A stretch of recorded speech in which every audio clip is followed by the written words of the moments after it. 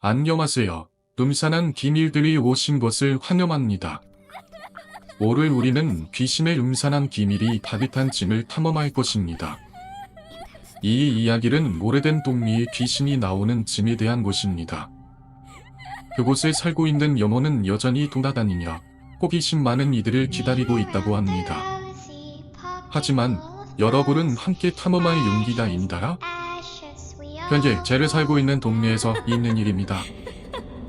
이런 이야기를 들려드리는 것이 맞을까 고민했지만 한편으로는 아저씨의 행복함을 위해서라도 이런 사람이 있다는 걸 알리고 싶었습니다.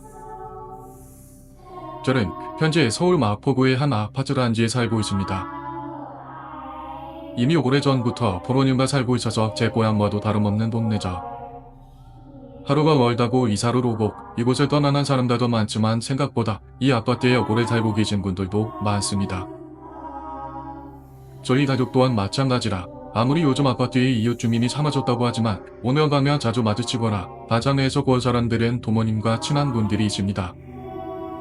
저도 얼굴만 보면 이자를 주고받는 분들이 동네에 많은데 저희 아파트 동에 사시는 아저씨 한 분 있습니다.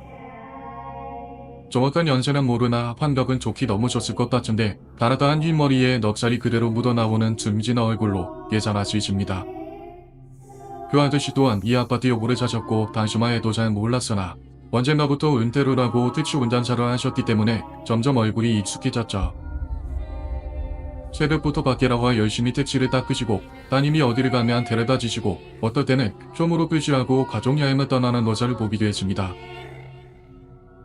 얼굴에서 묻어나오듯 워낙 넉살이 좋으셔서 이웃 주민들과도 이자도 잘 나누시고 가끔 아파트에서 김장을 하면 각 동에 사시는 어르신들에게 나눠주시기도 했죠.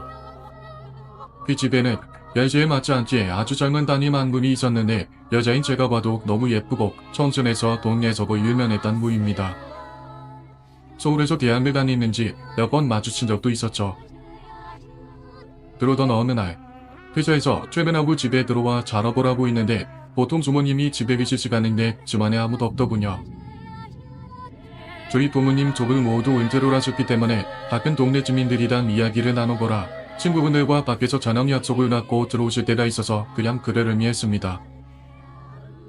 한참 일에 집중하고 있는데 밤 10시가 다 되어서야 도어란 열리는 소리가 들렸고 통충되는 빠른 걸음으로 어머니께서 제 방으로 오셔서 방문을 여시는 겁니다. 어리둥절해서 이제 오자냐고 이자를 드리니 어머니께서는 눈물은 한 바가지 흘린 것처럼 두 눈이 총총 부어서는 저한테 말씀하시더군요. 택시 운전하는 아저씨 딸이 죽었다고 말입니다. 이게 무슨 소리인가 한참을 마음하니 엄마만 쳐다보고 있었습니다. 그 길이 계시던 아버지 또한 말없이 엄마만 보고 계셨고 저는 대체 무슨 일이길래 그 젊은 사람이 죽었다고 여쭤봤습니다. 사인이 두터자고였는데 지하철역에서 집으로 오는 길에 신호등이 파란불일 때 제대로 건너는 와중에 음주운전자가 그대로 들이받았더군요.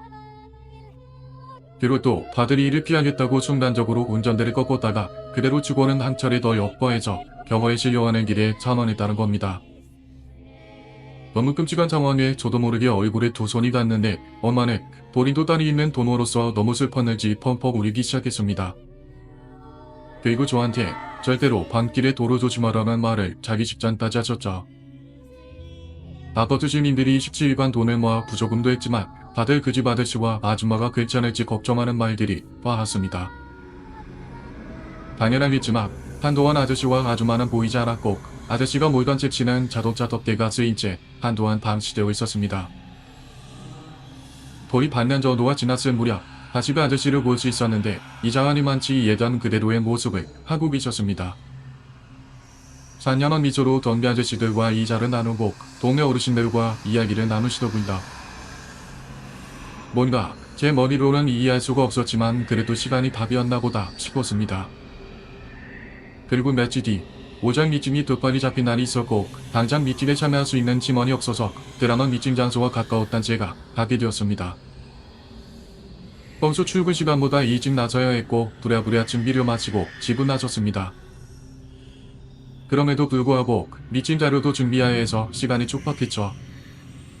대중교통보다는 택시를 타는 게 좋을 것 같아서 아파트 입구로 빠르게 발걸음을 옮기는데 문득 뒤를 돌아보니 비차인 택시가 나오고 있더군요.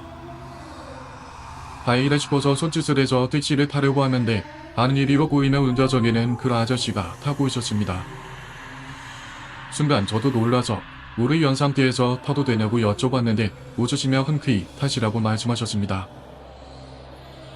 일단 택시를 떠서 목적지를 말씀드렸는데 룸미러로 저를 보시더니 저를 아시는 것처럼 어디 급하게 가시는 것 같다고 이자를 건네시더군요.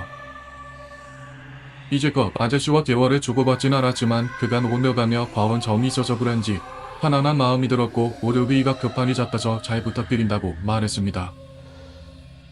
그 다음에 아저씨가 하시는 말씀을 듣고 저도 모르게 미안하고 대답했습니다. 저희 아이와 같이 타고 가는데 괜찮으시죠? 외우고 있던 발표 내용도 잊어버린 채 당황해서 한동안 가만히 아저씨만 보고 있었습니다. 울드너러시면서도 룸미러를 고쳐 만지시고는 살갑게 웃고 계시는 아저씨가 이상하게 보였죠. 저 영언더가 되면 아이랑 같이 타고 가는데 손님이 괜찮으실까 여쭤본 거예요.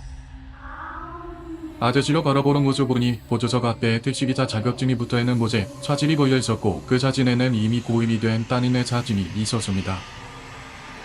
나중에 내리나서 봤지만 보조석에는 어디서 갓 꺾은 것처럼 보이는 곳도 있었고요. 한동안 아무 말도 못하고 소리를 보는 척했지만 아저씨는 아무렇지 않다는 듯 오늘 시작하자마자 손님을 태웠다고 우리 좋다고 말씀하셨습니다. 더 이상 이상한 반응을 하면 안 되겠다는 생각이 들어서 저도 우리 좋았다고 대답했죠.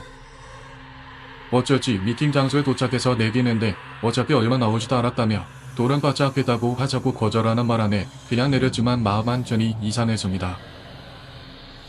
집엔 문방구에서 이절을 하면서도 미팅이 끝나고 회사로 복귀하면서도 집으로 퇴근하면서도 여전히 아침에 봤던 아저씨의 모습이 떠올랐습니다.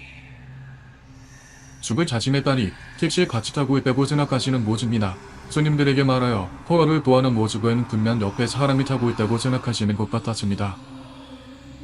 집에 도착해서 부모님께 이 이야기를 했더니 이미 부모님은 알고 계셨습니다. 아버지는 굳이 말씀은 안 하려고 하셨지만 엄마는 다른 주민의 이야기를 말씀하셨죠. 언젠가 다른 동네 살고 있는 남자 대학생 하나가 학교에 돌아오는 길에 택시를 잡았는데 기사님이 왜 우스고 집에 가냐고 묻더랍니다. 그래서 무슨 말씀이냐고 했더니 그 아저씨가 거기 자기가 사는 아파트고 집에 나왔는데 손님 때문에 다시 집에 들어가야겠다고 껄껄 웃으시더랍니다. 학생도 신기해서 이런저런 이야기를 나눴는데 도중에 저한테 물어보신 것처럼 따님 이야기를 하셨던 거죠. 이 때문에 아파트 주민들 사이에서는 아저씨가 많이 힘들어진 것 같다고 혹시 어린애 패션이신 게 아니냐는 말도 나왔지만 전혀 문제될 건 없었답니다. 아줌마는 집에서 잘 나오지 않으셨지만 아저씨는 평소처럼 택시로 놀았기 때문에 가끔 딱하게 지나간 주민들이 일부러 차에 타기도 했죠. 지금은 이미 시간이 꽤 지난 상황이지만 가끔 집에 들어올 때 택시를 보면 여전히 보조석에는 따님의 사진이 걸려 있습니다. 저도 그걸 보고는 가끔 혼자서 올 때도 있었는데 혹시라도 이런 기사님을 만날 때가 있다면 꼭 넓은 마음으로 이해해 주셨으면 좋겠습니다. 오늘 이야기는 여기서 끝나지만 그 집에서 일어난 일들은 여전히 미스터리로 남아 있습니다. 이 비디오가 마음에 드셨다면 음산한 비밀들 채널을 좋아요와 구독해 주세요. 다음 이야기들을 놓치지 않도록 댓글로 여러분의 생각과 경험을 공유하는 것도 잊지 마세요.